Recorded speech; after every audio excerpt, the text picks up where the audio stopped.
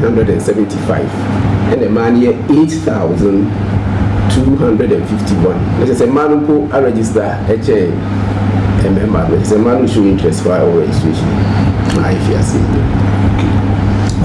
those with disabilities so far, they have 14 the entire region so far. As of Endram, 14 our region.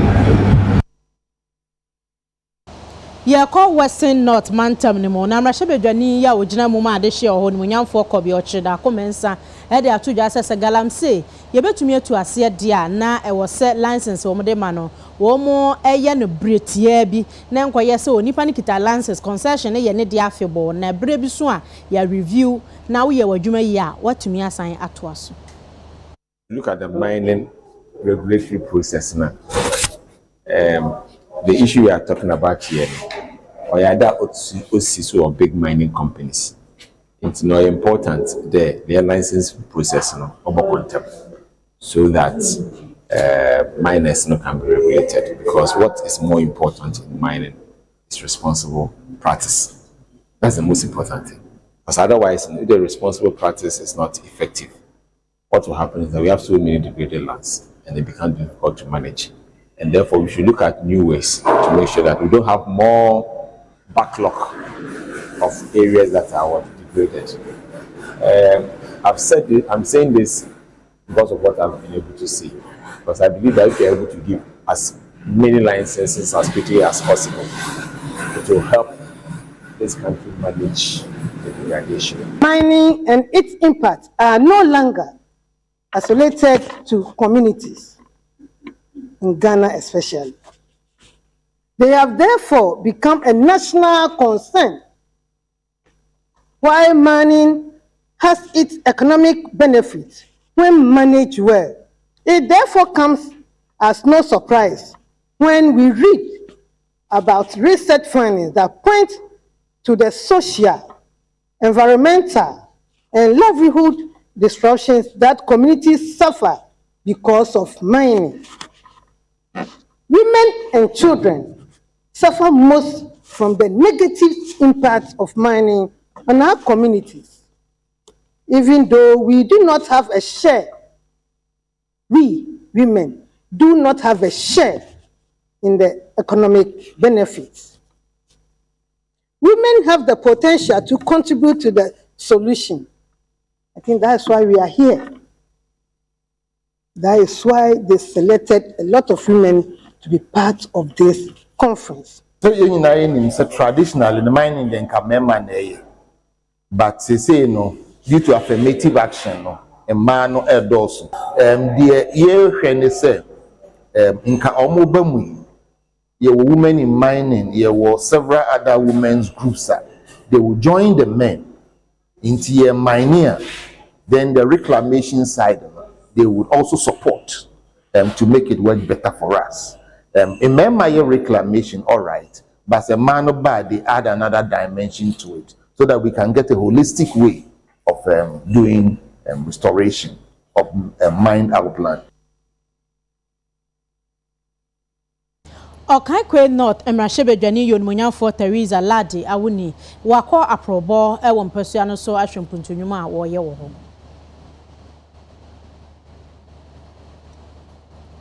Efiada me bosumida na etoso dunson ena emrahebedwafo no epene yese sika $150 million omomfa nkwaye garage project a ye ewo enkraimante mu hanomsi enam so amasese Okaikwe North emrahebedwani onimunyamfo Teresa Ladi Awuni ede nani akwa dwumadi ahodo ekoso woni mpeso aso a ni nyina ehye sa garage project yi ase na bro ne nsentrofo kasa no wo kire mu se nya no kreda se sa garage project yi no soritia na emomochire mu se edom kuma na ewo Shemedwafie no ade a na omo hwehwe ne se omo bebu nkonta afa sika $200 million bia omo di kan e de hye adwuma no emu. Garage project no ye project bia eda makoma so na bebi a yete a menemo ka say echi he ya na ye wo me na nsuo yiri a eha nyina efa ha nyina enti no garage World Bank project ba ye no in fact eye mehi asem bebre esa ni say enhyehyeye na beda ho a anomobia anu a yetu afa ho enti as the people's representative no me train minister me file a question a train minister begina parliament say garrid ejuma no achedodo edamakoma so mahemfo bisame me manfo e bisame enti minister embema me timelines on che me mra ejuma no be chase ampa minister no de oseye oyo eba floor of parliament anukra nyame enim omo de sika atowa ma garrid ejuma de sika de kan ba $200 million ebisane say sika na ye de abadeda no ye pese ye hu ehu akontabuo enye busia ni se busia de bia ye gi busia na sa wagi teku a o e bia teku no mi de twa gota me bepe yisempo aka ho na me de aye slab sa wo hwe ba ha bia ase a me gota ni nyina bubu a emni school bia wo ho a ye friend GH media me ma bebre na wo sa school ni mu eti se next school ni collapse a affect me manfo nyina eti eya hawa me de akoto won ma maker edom kuma nyina se ye pese ehu se sika na muji ye no mudi aye den ese ni se sika na muji ye no enye no huduma na moye no ewo mimpete mu ha sa wudi okai kwen of di akwakoji sika na ejuma e wasa wudi ye no wanfa anya minye MP4 na ye to omo so aba ade enye kra no ma ye din se o enye hwe mi na me MPT so ntia wo se me kama no tumu no minye sa MPs ni bi sabi ye wo MP4 dodo wo consensus am babasia akọ mibisa wo mo se anya bia yenko Hansard mu nko bisa se okai queen of how ben no mo di akọ parliament da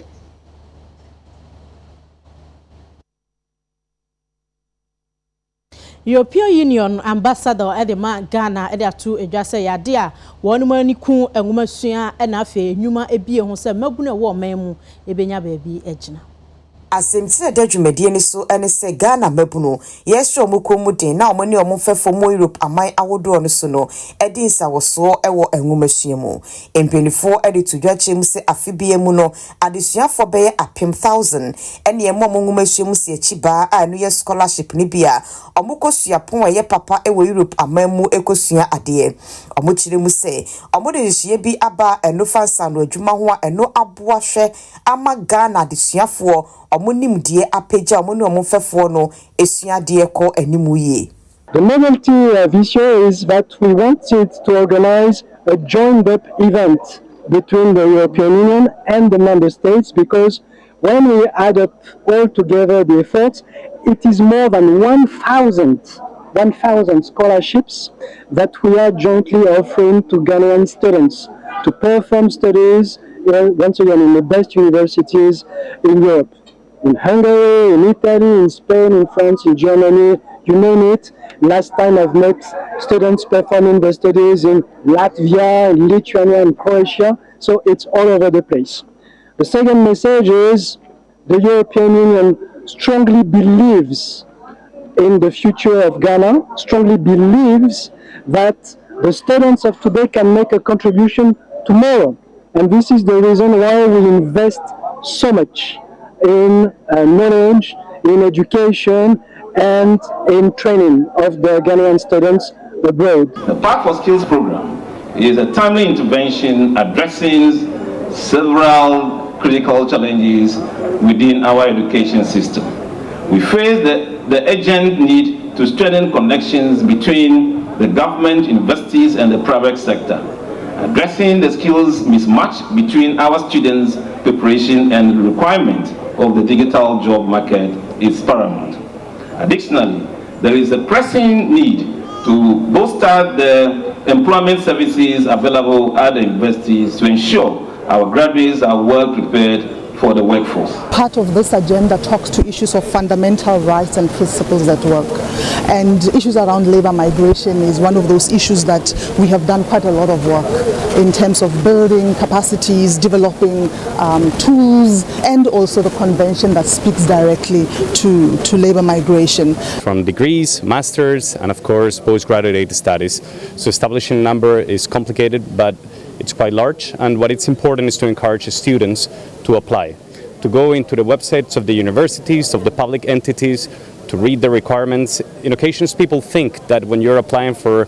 scholarship to go to Spain, you need to speak Spanish. It's not always the case, as it is with Hungary, with France, or Italy. So it's important that people apply, that Ghanaian students see the opportunity, chase it, and apply. We have the chance to have in Ghana 2 spaces to promote French studies, which name is Campus France. Those 2 offices are based in Accra and Kumasi, so they can help the Ghanaian student to choose the right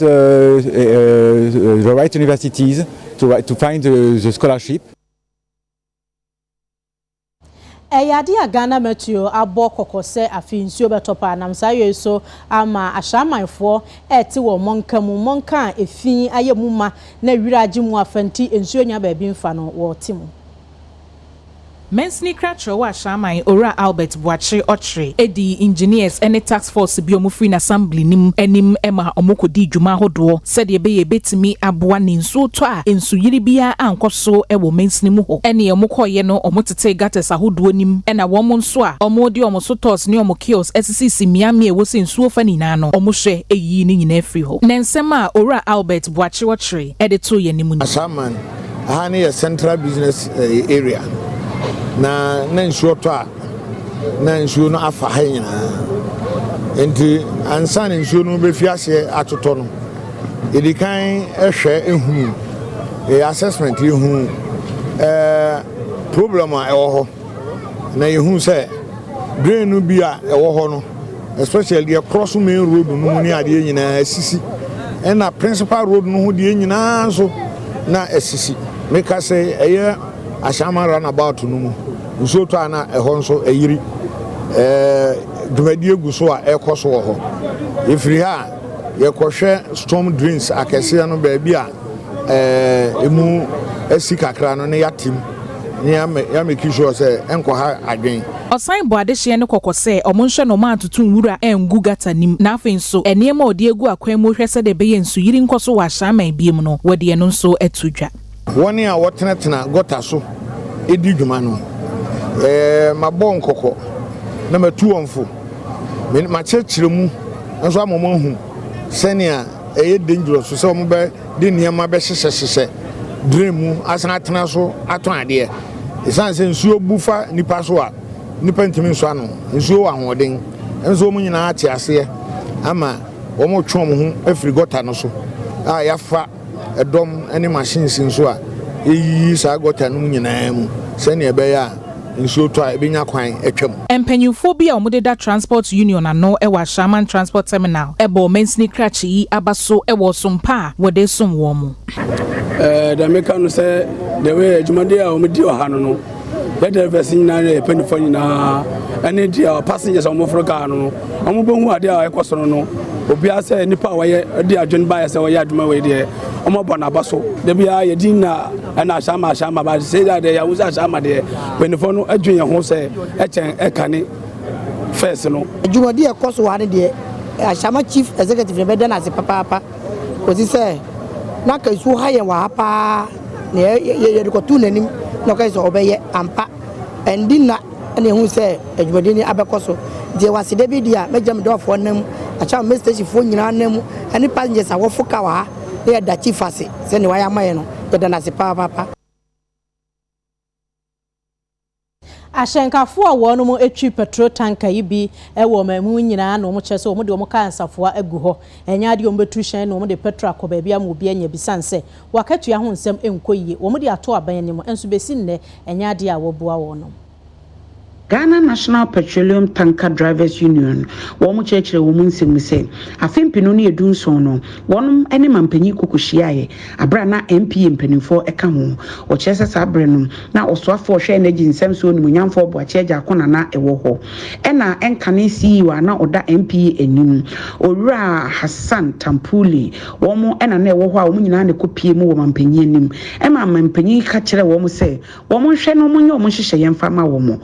so na eyodaye besi sabri wo mo anya ho hwe kopem se odumunyamfo Matthew Opoku Prempe enso ebedi Ministry of Energy no enim ena Dr. Mustafa Hamid nso eba MPA na enso akamia ye se aswabu ani agunyoma so emfa ho ene se wo maka ho asem afedie wo de akwa new board members ya sabri wo mo ne da oil marketing companies no enimu eno ena wo kire se sesei ne beye bia ene atuate bebam enjo mo de wo nyoma nyina agufo mo kire se nya de wo beye adwuma ye ho se ye ni papa a obeka ya asem amaye ye ni buafo a obeka ya asem amaye iti yentimi transe enfa enkom enye adwuma product na ye fa no se cost short a car anu mu giye ho iti se ye wa akatua wo ho na ye se omu fa manya e wo se migidi se wo se omu ma ye sanka ya katua iti se nipa kuma bi betra ho se omu ma ye san enka ya katua ye dwuni ho a ye nti ase minimu kasa e tanka drivers no mu wo man mu sese no a eye adwuma sese no ye 5000 tanka driver bia ekita mate baako ne oboa no woni car no mu mate fo so ye 5000 it is so far no ye 10,000 members aye adwuma moa oman on tanka na esi hai e be possible so be lodu be kita sa tanka we na oye adwuma ye ntua ne ka nti ekon aye kon ne de na de go fom nyina na nya separatists na ye for so many years ene abana nkonwa yakwa ha ne yaba yenyobia oboafobia emboa yen to ntua yen ka yen contribute to senate enti ye wo how be brave na ye how ne nyina no se ye de kosoro ne de aba form yenyoboafobia ti se obi etie ya ontie ne ye mo on dream bone hihye se politics na ye se oba ye mu a ye most about 10,000 people the half of MPP half of NDC ye nim NDC nim MPP ye nyina ye adwuma bom enti ye hiasa aban beba betie asem no aboa yen efise ye ni kamafo ye adwuma ye ntua yen ka ye be mo iskanso de to pon so ye fa nko bank ne contribute to senate ye ni ani ye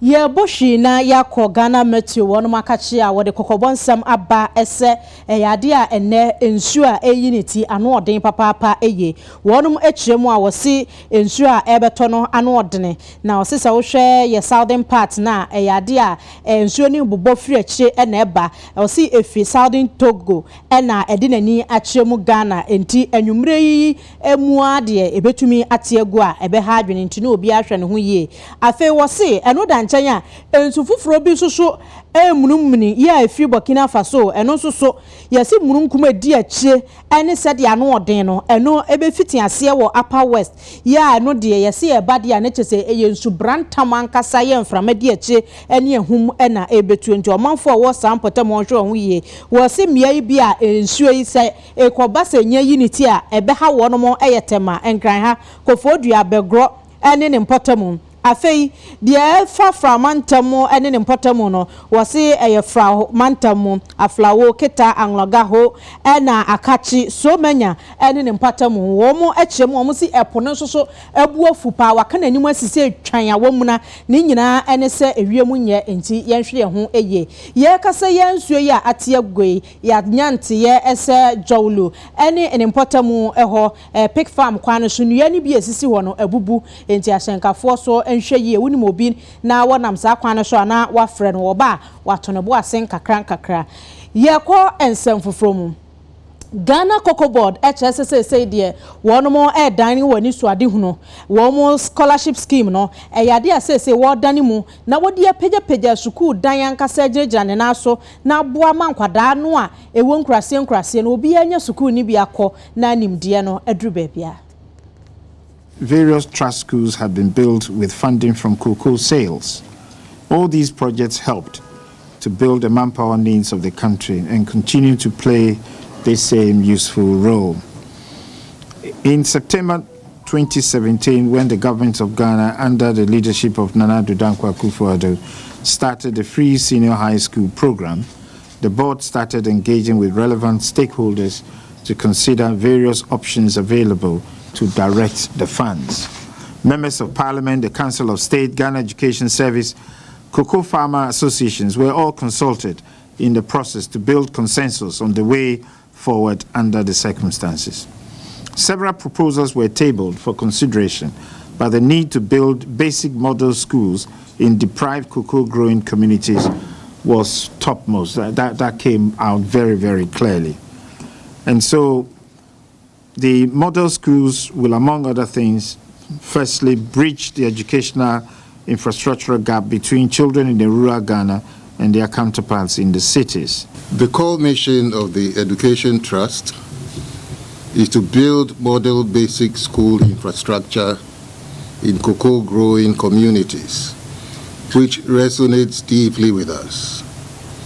Education is a fundamental pillar of progress and empowerment, and we are committed to ensuring that this trust makes a meaningful impact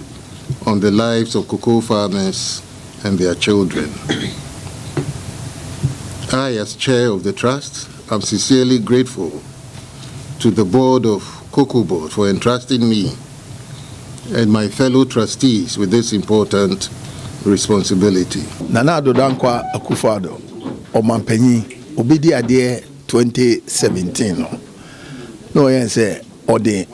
free SHS beba ama ankwanku bia nya kwan akọ secondary school free. Na say free SHS no etu mpompe no. Na je say Cocoa Board the scholarship na de ma cocoa akuafo ma ene wo nananom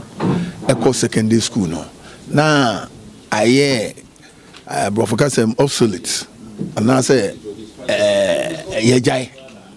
yejai so still no akuafo ma ne wo nananom no. I say pe kwan fufu bia addition mu any education mu no yebetimi de aboa won te say de na eboa won wo scholarship no. Enti Cocoa Board any management etu anamo any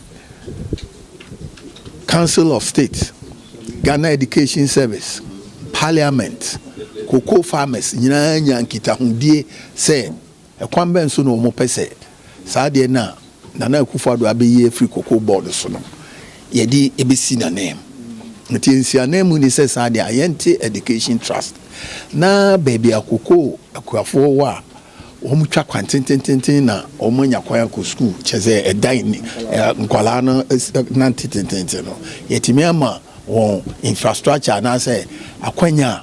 ebetimi ama school na aben won ama teacher for be ko no so nya baby atra nti eno hu dwumadi enene yebedi ya ye dia share trust no sa yewura Dr. Addison eneda and governor of Bank of Ghana. We abusuya yemohwi na yenkopie mu ewo senya breku na nananom achankonwa ye ewo honomo e de atodwa se wo bedi akumase afahye na sa afahye we no wo sese asomdwe emra esanse hemfo won patam ho nyina na aka won ho abomu se wo bepre amampuntuo aba empatam ho se kuro wo hono se ye twemanso wo mu a kuro bia ye twemanso wo mu no mpuntuo mba afahye nso ne ebefa so na ye da afra mpanyimfo no wo mu di wo mu eni aba abehwe se ne akuro ne ti ne ebeya ye ka se ye hia we ya wo mehu se ampa we ni ye hia eye no na ye ka akwan na atete apansam kura nso nanado ebra yen eyi former eyi national chairman eye ne ya Aruna o ka baabi no wo mu nyina aba eyi ne bi oba no fa so obehu ye nti obehu ye no no hye ye bo se papa yi obeba aba ye kwan yi no de ahye ne ya Aruna eni onyam wan bank obesi de hu se ye kwan ya atete apansam afahye nso saa na ete bibia ha ye bia no ye to nsa fra mpanyimfo na se wo mo ba wo mo di wo mo eni hu a eye saa kra ye nkasa nche na wo mo edi hu dwuma amaye enti na ye afahye no afei de ye nkasa ye ndi ye bedi na ya to nsa afra wo mo nyina na wo mo aba abehu see afahye no on 23rd of August happened to the 7th of August the busy solid in fact ye ni bibia en film amanzi bia amambe bia oda oye of afahye no this year no be ye e don to nchansa o the revenue p o the broker no o sande sa afahye da embisafo nkatisafo amafo wa amano na na woba we behwe mo rekodo woba sika wo na wo just kan na gukuru mu ha wona woto nsu wona woto ezibani bibia obi anya bi atasa embisafo no so wonye kurum naze nti obokro no Una wa kwantu mu ina so what yande a ye twinsa fra won akumase no on ya pa wotam no ama sayafo biara wo bebiara wo abo akiro wo yenfo wa ina wombra ne yankambom de yenda afi no yefe ne yankopon so betuya na yando baya yedodre ni na wa yeden wa so akasa enti homo na mpemfo yende dabi yamfa da midin yamfa nto ya afi ne do o chede okomi yiwa biom akumasin okomi yiwa biom akumasin okomi yiwa biom. Ora Samuel Tete deputy chairperson ma Electoral Commission of the abeto just say pusiga one more officer baako a wo twro din bi atro nipa dunsun edini ya wo mo de fake Ghana card ene be ye nam sa yesu am ya che no wo masa ho ne to akonwa wo de kokobonsam ama EC officials atro din nyina se wan hwe ho ye na bibisa aba anya de a wo be mo fa ho edi na ye bohwi so ne asako EC akachi a wo no mo kire se ensem bi a election watch for edibaba tu dwa no Ghana for entungu ni nyina ne se wo si ebabeto edwa ese Electoral Commission wono mu edwumadie eye machine bi e frɛ ne se BVR kits wo mu de akwa hye ntro no mu baabi ene wo mu de tronkofuo din e de abɛfra wo mamu ni die mu a saa nkofo no hwɛ a ne kyese bi kura wo mu nkoye Ghana fo no wo kyese enokre bi anim Abusiana alleged that the Electoral Commission was using stolen biometric voter registration kits to register people secretly. The Commission urges the public to disregard these baseless and unfounded allegations as they are without merit. 1. The Commission has never reported that biometric voter registration kits have been stolen. The Commission reported to the security agencies that 5 laptops were missing. The Commission informed all stakeholders about the missing laptops. Describing the missing laptops as BVRs is a deliberate attempt by certain groups to deceive the public in order to sustain their unfounded allegations. 2. As the Commission has previously explained, a biometric voter registration kit comprises several essential components: a laptop, a fingerprint scanner, a digital camera, a printer, a battery pack, a portable carrying case, and a backup storage device. These components must be activated all together for the kits to be used to register voters. We repeat, the 5 missing laptops on their own cannot be used to register voters. The ongoing limited registration exercise allows agents of political parties to be present at all registration centers. Accredited observer groups and media personnel also have access to all registration centers across the country. Additionally, political parties receive both start of day and end of day reports. Adishma Muhammad Aromaya humesuti awa ba bongo di faradi agude mu nsem ebeto akase so